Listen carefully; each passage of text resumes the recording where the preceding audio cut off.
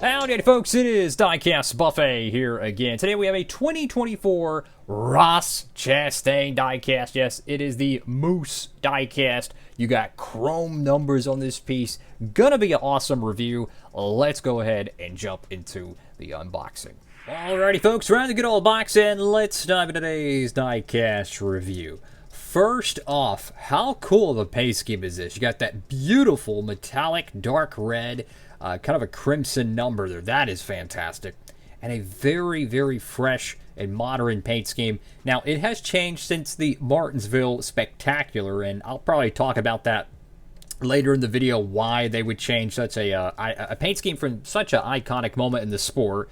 You'll probably learn a thing or two, perhaps, especially if you're a younger fan, why that would happen. But let's go ahead and dive into the review. Got Moose Fraternity right there on the hood. Very nice, using a lot of the real estate for the sponsor placement. I like that a lot. Got Chastain right there on the front windshield, at the front of the diecast. You have the little moose right there, which is always pretty cool. For the front end, you have some gradients, some shading, a lot of detail. I like these Trackhouse paint schemes. They know how to do them very well. Got the number 1 right there, Sudoku, Trackhouse Racing. Go to the left side of this diecast. Let's get a closer look at it. Of course, this diecast review is brought to you by our good friends from Circle B Diecast, where I picked this one up. You can too. Make sure you use promo code Diecastbuffet, and you could save on shipping today. Details down below. And looking at this metallic number, guys, it's such a subtle difference, but when you're watching these cars on track, and especially when the racing is in the sunlight, whoo, them chrome numbers, they really shine. Awesome stuff. So you have the random Moose logo there, which kind of makes it look like a number 10 because there's like a circle, which is interesting. I like the sponsor placement, though, using the side panel, giving a lot of, real estate, taking advantage of it, so to speak. But you have this gap right here. I think that's supposed to say Busch Light or Busch Beer.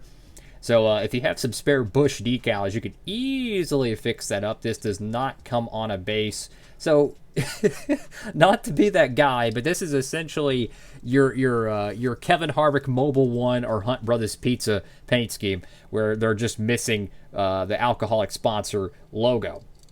You got, of course, the Cup Series there. The Goodyear decal is, well, it's not doing too good, and it's a little bit screwed up. That's always fun.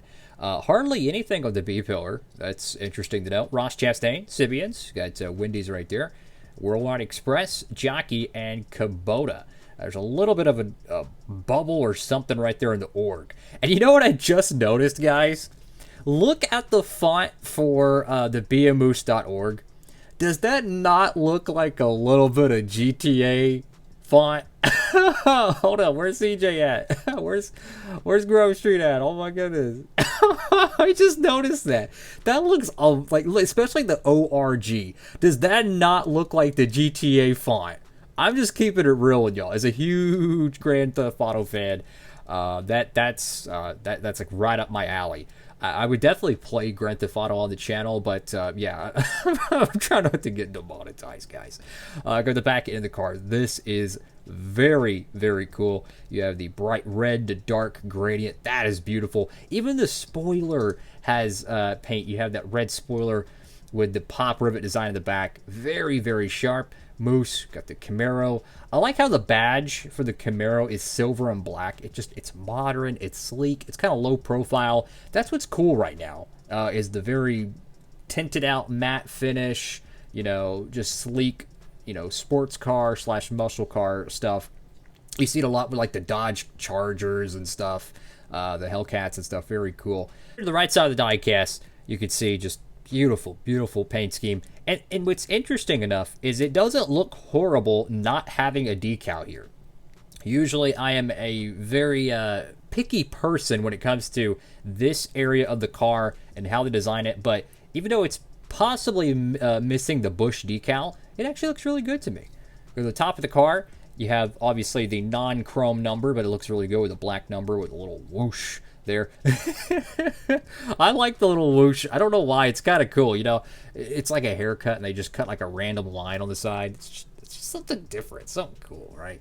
I like that. Moose Fraternity again, back with the GTA style font, which I love. Again, I'm a huge Grand Theft Auto fan. I would love to play some Grand Theft Auto on the channel, but, this ain't the channel for that, unfortunately. Got Chastain right there on the back window. Moose Fraternity on the deck lid. Guys, this is a great looking diecast. I have not done a review on the 2023 version of this car yet, and they did not make the clean version of this paint scheme for 2022, which is really weird because I think he won Talladega in it, and then he won well, let's just be honest. He won the social media award of 2022 in motorsports with the Martinsville Wall Ride. And that brings me to my next point. Why did they change the paint scheme? This is an unwritten rule around NASCAR marketing, and a lot of younger fans probably don't know this. It took me a while to learn this. Okay, I'm 25, so it took me some time. The reason why I think they changed the paint scheme is because it does them no good to run the same car again. That paint scheme is going to forever be iconic in NASCAR. It will be replayed every single time they go to Martinsville. It's literally, what's his face? Michael McDowell flipping at Texas Motor Speedway. It's Kevin Harvick coming to the line at the Daytona 500 07. It's just that iconic. It's like Budweiser with Dale Earnhardt Jr. They don't need to sponsor Dale Earnhardt Jr. They don't need to have a commercial with them. Every time you see a highlight from the 2000s at Talladega, guess what? You're reminded of Budweiser. The same concept applies to that paint scheme. So what happens is once you have a super spectacular moment with a certain livery, a paint scheme, you change it. Because that one is just going to live on long after Chastain's retired, right? That's my theory with it, and I think that's why a lot of times we see paint schemes change so quickly, because it's not as effective in short. It's a little confusing, especially for the really younger fans, but when you understand kind of the basics of, like, you have to change it up. YouTube, I think, is a great example of that. You have to change things. You have to adapt. Attention span shorter than ever, so going to the racetrack with a brand new car is going to make people pay attention a little bit more than perhaps running the same thing over and over again. It just kind of depends what your sponsor, your demographic, etc. But regardless, this is a really nice looking car. Honestly, highly recommend it. Love the metallic gray wheels. Red, black, and white is my favorite color combination. So, that's what I chose for the channel colors. So, it's a really cool piece. Thank you all so much for watching. Have a blessed one, everybody. Go get your copy of this diecast. It should be available right now. I know a lot of y'all have been waiting for the Fords and the Toyotas to come out, so maybe you have a little bit of diecast budgets, kind of stuck back a little bit. Might want to go get you a Chastain diecast. And hey, might as well pick up the Busch Light car as well. That thing could be diecast of the year. That's all for now, fellas. Have a great day. Diecast Buffet, signing off.